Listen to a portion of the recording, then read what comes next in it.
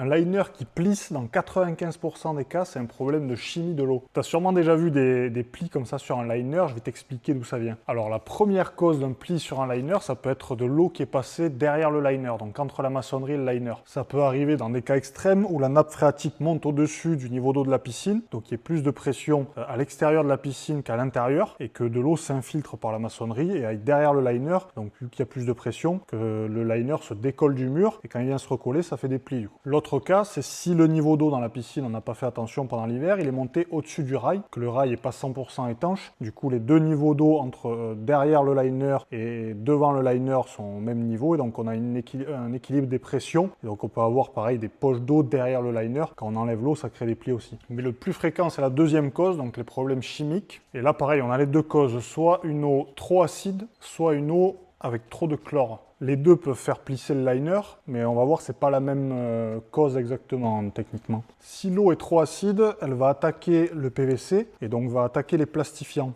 Et les plastifiants représentent environ un tiers du volume du liner. Et donc à ce moment-là, vu que les plastifiants s'en vont, le liner se rétracte et donc ça crée des plis. L'autre cause du coup, c'est si on a trop de chlore pendant trop longtemps. Donc là, un surdosage de chlore, ça va créer l'effet inverse. Le surdosage de chlore va attaquer les polymères du PVC et donc le PVC va être moins étanche, il va absorber un petit peu plus d'eau. Donc là, au contraire, ça va faire, entre guillemets, gonfler la matière. Donc là, il y aura de la matière en trop qui ne peut pas s'échapper. Donc vu qu'elle ne peut pas s'échapper, ça va pareil créer des plis sur le liner. Donc ça, c'est pour vous expliquer grossièrement les causes d'un pli. Et ce qu'il faut savoir, voilà, c'est qu'un liner va jamais plisser par hasard. C'est soit un problème d'eau qui est passé derrière, soit un problème chimique dans la plupart des cas. Donc tenez bien votre pH entre 7 et 7,4. Tenez bien votre chlore entre 1 et 3. Si vous faites un chlore choc, il peut monter plus haut, mais il faut qu'il redescende assez rapidement. Privilégiez les liners ou les membranes vernies, c'est-à-dire qu'il y a une fine couche par-dessus, un vernis protecteur qui va venir protéger justement le PVC des produits chimiques. Il sera attaqué moins facilement. Et quand vous construisez la piscine, faites bien attention de bien drainer le tour de la piscine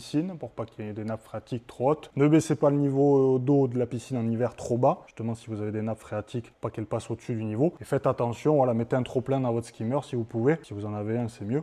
Comme ça, on va éviter que la piscine déborde et que l'eau aille derrière les rails et qu'il y ait de l'eau qui s'infiltre.